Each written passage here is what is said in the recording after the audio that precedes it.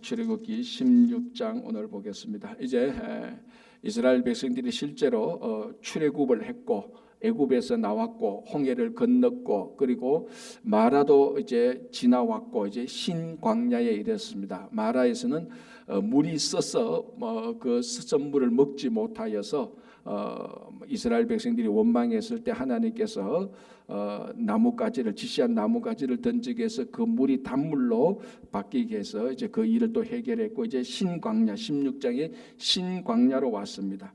이제 출애굽한 지 16장 1절을 보면 출애굽한 지 한 달이 되었는데 이 신광야에서는 이제 먹을 음식이 없게 되어서 불평하고 원망하게 되었죠. 자, 16장 3절 끝부분에 너희가 이 광야로 우리를 인도해내어 이 온 회중이 줄여 죽게 하는도다. 이스라엘 백성들이 원망 내용이죠. 우리를 죽이게 한다. 이미 앞에서도 한번 나온 것처럼 애굽에 매장지가 없어서 우리를 이까지 인도해서 광야에서 우리를 죽이려고 하는구나. 우리를 죽이려 하나. 이제 이런 원망을 했습니다. 앞에서도 말씀드렸지만 그러니까 원망하기 전에, 그래서 제가 그 토요일 날도 말씀드렸습니다. 원망이 어떤 일이 터졌을 때 그게 문제로 우리에게 다가왔을 때 불평과 원망이 첫 번째가 되게 해서는 안 된다. 그게 제일 마지막에 되었어야 된다. 그래서 첫 번째는 뭡니까? 하나님께 기도하고 이 일이 어떻게 해결되는지, 어떻게 우리가 이 일을 잘 극복하는지, 그것이 먼저 다루어져야 되는데 문제가 터지면 제일 먼저 원망과 불평했던 것이 첫 순서로 했던 것이 이스라엘 백성이고, 그 원망과 불평의 내용이 전혀 근거 없는 하나님의 인도하심과 완전히 반대되는, 하나님은 이스라엘 백성들을 진짜 살리려고 애굽에서 끌어내셨는데 이스라엘 백성들은 우리를 죽이려고 한다라고 180도로 다른 이런 해석을 했습니다. 그래서 온 회중이 줄여 죽게 하는도다. 그래서 제가 우리 일상적인 용어로 말하면 하나님의 인도하심에 대해서 이스라엘 백성들이 자기 마음대로 솥을 쓰고 있는 겁니다. 시나리오 쓰고 있는 겁니다. 하나님의 뜻하고는 전혀 반대대로. 이제 그래서 불평과 원망이 나온 겁니다. 자, 4절. 그때에 여호와께서 모세에게 이르시되 보라, 내가 너희를 위하여 하늘에서 양식을 비같이 내리리니.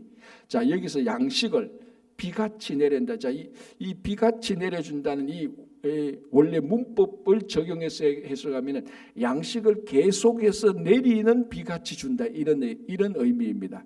그 양식을 비같이 주겠다. 양식을 한 번 내리는 비처럼 이렇게 주겠다. 그게 아니고 계속해서 내리는 비처럼 주겠다. 그러니까 이 광야 생활 하는 동안에 하나님께서 계속해서 그 양식을 주겠다. 그래서 이 만나는 40년 동안 끊이지 않고 이스라엘 백성들이 광야 생활할 때 다 주신 것입니다. 그러니까 하나님께서 우리에게 일용할 양식을 한 번 주고 마는 것이 아니고 계속해서 내리는 비처럼 줄 것이다라고 약속을 하는 겁니다. 자, 양식을 비같이 내리니 백성이 나가서 일용할 것을, 이제 여기서 만나와 메추라기를 주고 40년 광야 생활에 이스라엘 백성들이 살아가는 동안에 양식을 먹는 가장 중요한 단어, 원칙이 일용할 양식입니다. 영어로 말하면 데일리, 매일매일. 그냥 오늘 하루 먹을 양식을 하나님께서 주시는 거죠. 내일 것까지 주지 않고 오늘 하루, 물론 6째 날에는 7째 날 것까지 갑절로 2배를 줍니다만 그건 이제 안식일 때문에 그런 것이고요. 그건 이제 좀 이따 살펴보고, 매일매일 하나님께서 그날의 양식을 주신 것입니다. 여기에 가장 중요한 하나님의 원칙이 있죠. 그게 뭡니까? 이틀째 주면은 그 다음 오늘 하루 이 양식을 먹으면서 이 양식을 주신 하나님께 감사하고, 내일은 내일 또 주실 하나님에 대하여서 믿음으로 의지하게 되는 것입니다. 그런데 이틀째 3일째 있으면 그 다음 날은 하나님 의지 안 해도 내 양식이 있으니까, 이 양식이 있으니까 내일은 괜찮네, 이 양식이 있으니까 양식을 의지하고 살아가게 되는 겁니다. 그러나 오늘 먹을 양식을 오늘로 끝난다면 내일은 또 하나님께서 주셔야만 살아갈 수 있는 하루가 내일입니다. 그래서 하나님을 의지하게 되고 하나님을 바라볼 수밖에 없는 겁니다.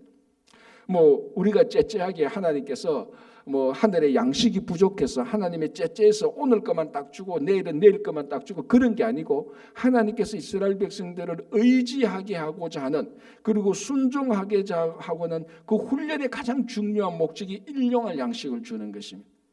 그런데 하나님은 이 일용할 양식을 언제까지 주시냐? 하늘에 비가 계속해서 내리는 것처럼 계속해서 주는 겁니다. 그래서 우리는 매일매일 계속해서 하나님을 의지하도록 하는 것이 바로 이 일용할 양식을 주는 하나님의 원칙입니다. 그래서 이 40년 광야 생활 동안에 그걸 계속해서 습관적으로 반복해서 훈련하게 되는 겁니다. 일용할 양식. 그래서 하나님께서 지금까지 우리가 살아오는 뭐 이게 40년이든 60년이든 80년이든 지금까지 살아온 하나님께서 우리에게 공급한 일용할 양식이 끊어진 적이 있습니까? 없었지 않습니까? 그죠? 앞으로 우리가 죽을 때까지도 이 일용할 양식은 끊어지지 않습니다. 매일 하나님께서는 확실히 주실 것입니다. 그래서 매일매일 우리가 하나님을 의지하게 살아가게 되는 거죠. 자, 그 다음에 이렇게 됐습니다. 백성이 나가서 일용할 것을 날마다 거둘 것이라 이같이 하여, 아니 일용할 오늘 먹을 것을 오늘 거둠으로 하여, 이렇게 해서 내 율법을 준행하나 아니하나 내가 시험하리라. 자, 이건 유혹한다는 거죠. 테스트해서 성숙한다는 건데, 뭘 지금 시험해 보는 겁니까? 오늘 나가서 양식을 오늘 먹을 것만 가지고 올 수 있는지 아닌지 시험하는 겁니다. 자, 이제 여기 보면은 만나와 메추라기가 만나는 진 안에 진 안에 이스라엘 백성들이 출애굽할 때 그 진을 쳐서 쭉 나가지 않습니까? 그 진, 이스라엘의 진 안에는 메추라기가 있고 진 밖에 사방 둘레로 만나가, 이제 아침에 눈 뜨면 만나가 내리죠. 그 가시 같은 것들, 뭐 둥글고 서리 같은 이런 것들이 내리게 됩니다. 그래서 누구든지 아침에 진 밖에 나가서 만나를 가지고 올 수 있는 겁니다. 여기에 뭘 하나님께서 훈련시키냐? 내가 오늘 먹을 만큼만 가지고 오는 겁니다. 자, 여기서 하나님께서 불순종하면 어떻게 됩니까? 내일 먹을 것까지 가지고 오는 탐욕을 부리게 되는 거죠. 그걸 훈련하는 겁니다. 자, 오늘 진 밖에 나갔다 너무 많습니다. 진 주위에 쫙 깔려 있습니다. 하나님의 명령이 뭡니까? 오늘 일용할 것만 가져와서 먹어라. 내일은요, 내일 아침에 눈 뜨고 아침에 나가면 또 내일 먹을 게 또 있을 거다. 자, 이걸 믿고 매일매일 하나님을 의지하고 그 다음날 아침에 나가서 만나를 먹고 하는 이 훈련을 시키고자 하는 건데, 자, 하나님께서 오늘 갔는데 많이 있습니다. 지금 날씨 보고 막 이러니까 내일 안 줄 수도 있는 거 아니야? 만약에 내일 안 주면 어떻게 해? 우리 굶는데? 야, 그러면은 오늘 이 많은데 좀 더 가지고 와서 축적해 놓자. 그걸 하는지 안 하는지 보는 겁니다. 그거 해서는 안 되거든요. 왜? 내일은 내일 하나님께서 주시는 거니까. 그러니까 여기서 순종한다는 것은 오늘 것만 가지고 오는 게 순종입니다. 불순종은 내일 것까지 탐욕을 부려서 축적하도록 가지고 오는 게 불순종이죠. 요걸 하나 안 하나 이제 하나님께서 시험해 보는 겁니다. 그래서 40년 동안 이걸 계속해서 시험하는 거죠. 그래서 궁극적으로 우리에게 하나님께서 훈련하시고자 하는 목적이 뭔가 하면 매 순간순간 매 어려움이 닥칠 때마다 문제가 있을 때마다 매일매일 하나님을 의지하고 나가는 그 훈련을 시키는 겁니다. 왜? 지난 400년 동안 애굽에서는 하나님 의지하고 사는 그런 삶의 방식이 아니고 애굽 방식으로 살았습니다. 애굽의 바로가 주는 것을 먹고, 그리고 자기가 더 어떻게 머리를 잘 쓰고 더 탐욕을 부리면은 자기들 가운데서도 더 많이 차지할 수 있고, 이런 우리가 말하는 흔히 말하는 세상 방식으로 사는데, 이 광야 이제 앞으로 40년 동안은 그런 애굽에서 살던 노예 방식을 다 씻어내고 다 제거하고 하나님을 의지하는 방식으로 살게끔 이제 훈련시키는 가장 중요한 훈련 방식이 매일매일 일용할 양식을 먹으면서 축적하지 않고 탐욕 부리지 않고 하나님께 의지해가 살아가는 방식. 그걸 40년 동안 만나를 통해서 이제 훈련시키는. 그래서 첫 번째 일용할 양식을 준다. 너희들이 내 율법을 지키는지 안 지키는지 한번 시험해 볼 것이다. 그래서 지키는 자는 일용할 것만 가져오면 더 많이 가져와도 되는데, 아니 더 많이 가져올 수도 있습니다. 가면 뭐 천지에 그 진 밖에 나가면 천지에 널려 있으니까 더 많이 가져올 수도 있는데 순종하게 되면 더 많이 안 가지고 오는 겁니다. 오늘 먹을 것만 가지고 오는 겁니다. 그래도 됩니다. 왜? 내일은 내일 먹을 게 있기 때문에. 이제 그래서 이것을 통해서 순종의 훈련과 하나님을 의지하는 훈련을 동시에 시키는 겁니다. 자, 6절 여섯째 날에는 그들이 그 거둔 것을 준비할지니. 자, 여기 이제 중요한 게 이제 준비할지니. 여섯째 날에는 이틀 것을 가져온 겁니다. 자, 이거는 준비하는 것이지 탐욕을 위해서 축적하는 것이 아닙니다. 자, 첫째 날에서 다섯째 날까지 밖에 나가서 그 다음 날 것까지 가지고 오는 것은 예비하는 게 아니죠. 이거는 뭡니까? 축적하는 겁니다. 그런데 여섯째 날에 그 다음 날 것까지 가지고 오는 것은 축적하는 것이 아니고 안식일 날에 먹을 것을 예비하는 겁니다. 자, 우리 이제 성도들이 살아갈 때 이걸 잘 구별할 줄 알아야 되는 겁니다. 내가 지금 뭐 어떤 물건이나 물질이나 뭐 돈이나 어떤 것이라도 다 괜찮아요. 어떤 것을 내가 지금 탐욕을 부려서 많이 축적해가 있는지, 아니면은 다음을 위해서 준비하고 있는지, 이거 구별은 중요한 겁니다. 우리가 그 슬기로운 그 다섯 처녀 이거 배치는 이 비유처럼 그 등을 준비하고 기름을 준비하는 것이지 기름을 축적하는 건 아닙니다. 그리고 우리 성도들이 많이 지금 혼돈되고 구별하는 게, 우리 삶은 늘 주님 오실 날을 준비하고 등불을 준비하고 예비하는 삶이지, 무언가를 더 많이 예비 단계를 뛰어넘어서 하나님을 의지하지 않고 물건, 물질, 다른 것을 의지하고자 해서 우리에게 필요한 것 더 많이 이상으로 탐욕을 부어서 축적하는 것을 예비하는 것으로 혼돈해서는 안 된다는 겁니다. 그리고 우리가 항상 준비하는 삶을 살아야 되지만은 축적하는 삶을 살아서는 안 되는 거죠. 그래서 이게 보면은, 그럼 축적과 준비하는 삶의 구별이 뭐냐? 딱 하나입니다. 탐욕입니다. 탐욕을 부려서 준비하는 것은 이게 다 축적이죠. 그래서 첫째 날, 둘째 날, 셋째 날, 다섯째 날은 탐욕을 부려서는 안 됩니다. 왜? 그 다음 날 가면은 그 다음 날 먹을 일용할 양식이 있으니까. 그런데 여섯째 날에는 하나님께서 말씀하십니다. 일곱째 날에는 하나님께서 안 줄 테니까 예비해놔라는 겁니다. 이틀째 분을 예비해놓으라는 것이지 탐욕을 부려서 축적해놓으라는 건 아닌 겁니다. 이걸 우리가 구별해야 됩니다. 그래서 이제 요 다음에도 보면 첫째 날에서 다섯째 날까지 밖에 가서 그 다음 날 먹을 것까지 더 많이 가져왔다가 그 다음 날 아침에 되니까 다 썩어서 냄새나는, 그리고 그래서 탐욕을 부려서 축적한 것은 하나도 먹지 못하고 악취가 나게 되는 겁니다. 그러나 여섯째 날에는 주일 안식일을 잘 지키기 위해서 미리 준비하는 것, 이거는 축적이 아니죠. 왜? 내 탐욕이 아니고 하나님을 위해서니까. 그건 간단합니다. 어떻게 보면 겉으로 드러나는 것은 축적하는 거나 예비하는 것이 겉으로 보면 다 비슷하게 보입니다. 그러나 근본 동기는 하나입니다. 축적은 나를 위한 것이고 예비는 하나님을 위한 것입니다. 그것만 우리가 하나님 앞에서 딱 서서 구별할 줄 알면 내가 지금 축적하는 삶인지 예비하는 삶인지, 이걸 우리가 구별해야 돼요. 근데 축적은 해서는 안 되지만 반드시 예비해야 됩니다. 하나님을 위해서. 그죠? 그래서 여섯째 날에는 그들이 그 거둔 것을 준비할지니 또는 예비할지니 날마다 거두던 것에 갑절이 되리라. 그래서 때로는 우리가 예비를 잘 해야 됩니다. 게으름을 피우지 않고. 근데 여섯째 날인데 예비하지 않고 이거 축적하는 거야 라고 잘못 오판하고 난 다음에 하루 끝만 딱 해놓으면은 그 다음날 안식일 되면은 먹을 것이 없습니다. 게을러서 준비 안 한 자는 그날 굶게 되는 거죠. 이것도 굉장히 잘못된 겁니다. 그죠? 자, 8절. 모세와 아론이 온 이스라엘 자손에게 이르되 저녁이 되면 너희가 여호와께서 너희를 애굽 땅에서 인도하여 내셨음을 알 것이요 아침에는 너희가 여호와의 영광을 보리니. 자, 이제 출애굽 40년 하면서 아침에는 하나님의 영광을 보고 저녁에는 하나님께서 우리를 인도하셨다 하는 감사를 드리게 되는 겁니다. 자, 어떻게 보면요, 이게 우리 성도의 매일매일 일상적으로 반복적으로 되어야 되는 우리 삶의 모습 아닙니까? 아침에는 하나님의 영광을 보고 저녁에는 하루 종일 하루 일과를 다 마쳐 쓰고 오늘도 하나님께서 우리를 인도하셨구나. 이 40년 동안 이스라엘 백성들이 아침에 눈 딱 뜨면은 이 진 밖에 나가면 만나가 40년 동안 꽉 내렸습니다. 그 하나님께서 일용할 양식을 주신 그것을 보면서 하나님께 영광이 드러나는 거다. 그래서 매 아침마다, 그래서 일용할 것을 매일 그러니까 이틀째가 아니고 매일매일 드리면서 진 밖에 나가서 만나를 보면서 하나님께 영광을 돌리는 겁니다. 하나님께서 오늘 또 우리에게 일용할 양식을 주셨구나. 하나님 찬양 받으소서. 하나님께 감사를 드리며 영광을 돌리는 게 이게 아침에 하는 겁니다.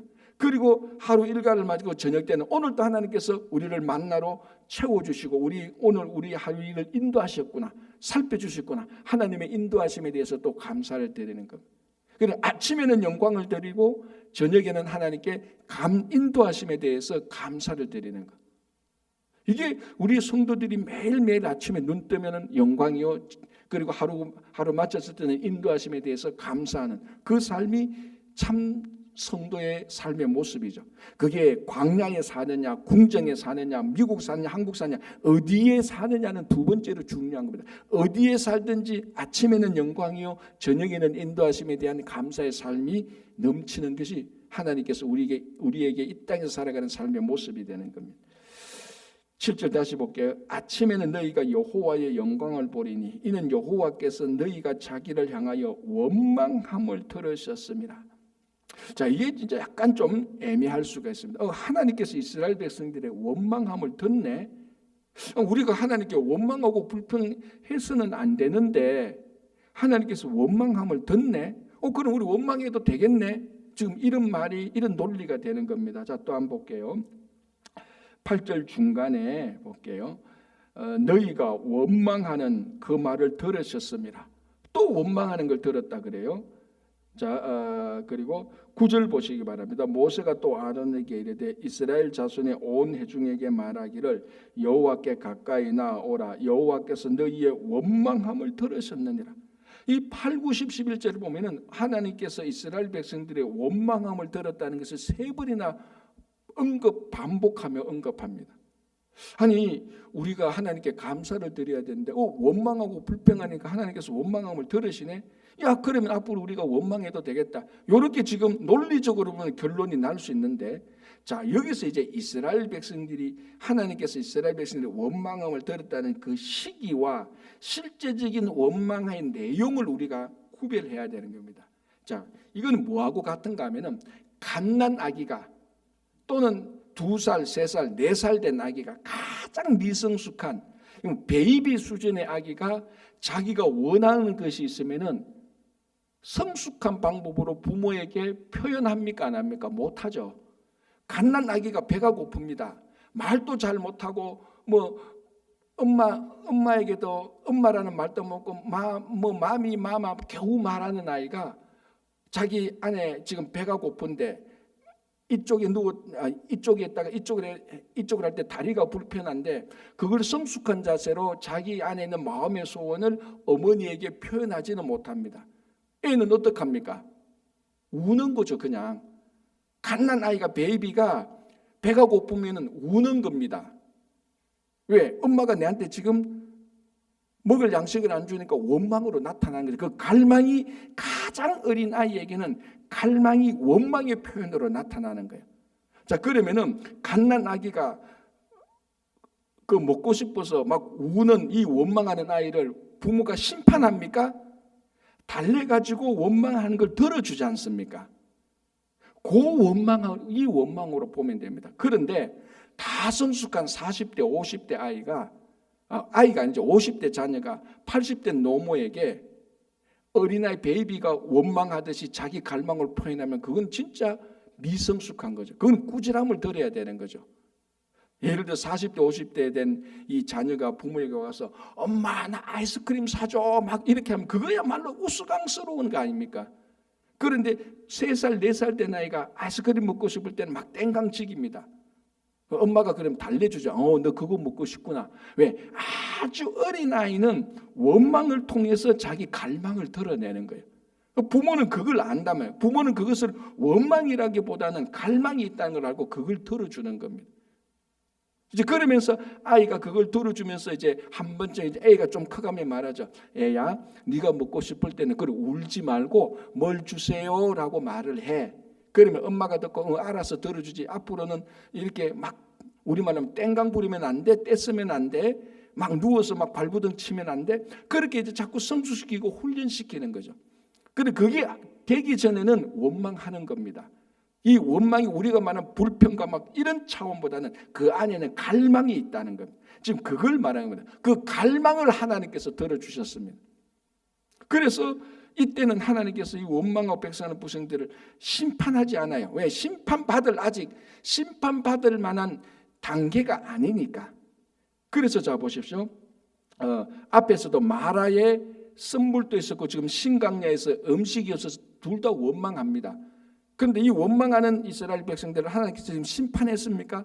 심판 안 하는 거예요. 아직까지. 2살, 3살 된 애가 막 울면서 적어주세요 말하는데 부모가 이놈 해초리 가지고 때리지 않습니다. 달래고 들어주고 성숙시키고 훈련시키는 거죠. 그래서 마라의 선물에서도 15장 25절 끝부분에 뭐라고 되어 있습니까? 법도와 율례를 정하시고 그들을 시험하실세. 훈련하고 양육시킨다는 겁니다. 자, 그리고 오늘 16장 5절 끝부분에 그들이 내 율법을 준행하나 아니하나 내가 시험하리라. 다 훈련시키고 양육시키고 테스트하면서 이 단계를 거치면서 훈련시키고 성장시키는 것이 지금 심판할 단계가 됩니다. 그런데도 성숙되었는데도 계속해서 원망하고 불평할 때 하나님께서 심판하는 거죠. 너 왜 원망해? 지금 원망하는 게 아니야. 심판하는 거죠. 요걸 우리가 구별한다면은 이 16장에서 하나님께서 이스라엘 백성들의 원망함을 들으셨다는 의미를 좀 이해할 수 있죠. 그래서 이걸 오해해가지고 원망도 들으시네. 그런데 뭐 교회 직분자들이 일만 터지면 하나님께서 원망하고 하나님께 원망하고 불평하고 그거는 심판받을 원망과 불평이에요. 그러나 초신자가 처음 예수 믿는 사람들이 예수 믿은 지 한 1년도 안 되는 사람들 막 시련이 닥치고 어려움이 닥치고 하나님 내한테 왜 이러십니까? 그거는 그럴 수밖에 없죠. 아직까지 어린아이니까. 그죠? 지금 이스라엘 백성들이 출애굽한 지 한 달밖에 안 돼요. 갓난아기 아니에요. 그 원망을 들었는 그 원망이 자체가 올라서 듣는 게 아니고 아직 미성숙해서 그 안에 있는 소원을 들으시고 신광야에서 먹을 것이 없으니까 하나님께서 만나와 메추라기를 주시는 겁니다. 그렇죠? 그래서 이 부분에 대해서 원망하니까 되는구나 이게 아닙니다. 그죠? 그렇게 오해하시면은 이 본문을 그렇게 잘 보면 되는 겁니다. 자, 9절 보겠습니다. 다시 8절 볼게요.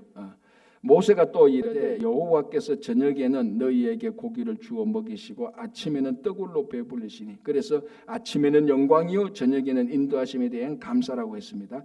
이는 여호와께서 자기를 향하여 너희의 원망하는 그 말을 들으셨습니다. 우리가 누구냐? 너희의 원망은 우리를 향하여 함이 아니요 여호와를 향하여 함이로다. 그러니까 이 모세와 아론이 그랬죠. 너희들이 원망하는 것은 우리를 향한 것이 아니고 하나님께 하는 것이다. 그 원망을 들어주실 분은 우리가 아니고 하나님이라 이 말이에요. 그죠? 자, 9절 모세가 또 아론에게 이르되 이스라엘 자손의 온 회중에게 말하기를 여호와께 가까이 나오라. 막 애가 원망하고 불평할 때마다 이 엄마에게 가까이 와. 이 원망하는 아직 철이 없어서 성숙하지 못해서 원망하는 아이를 하나님께 가까이 가라. 그러면서 하나님과 더 친해지고 하나님의 의도가 뭔지 알고 하나님의 마음을 알고 교제함으로 말미암아 성숙해지는 겁니다. 자, 여러분 우리가 신앙의 성숙은 뭐 우리 제자 훈련하고 뭐 기도 훈련하고 말씀 훈련하고 이런 것을 통해서도 성숙해집니다. 그러나 가장 기본적으로 우리가 성숙해지는 것은요 하나님과 친밀해지는 겁니다. 하나님의 친밀해지면은 하나님의 마음을 알게 되고 하나님의 마음을 알게 되면은 내가 어떻게 살아야 되는가를 알게 되는 그게 성숙 아닙니까? 이게 안 되니까 이거 되게 하려고 제자 훈련도 하고 프로그램도 막 만드는 거예요.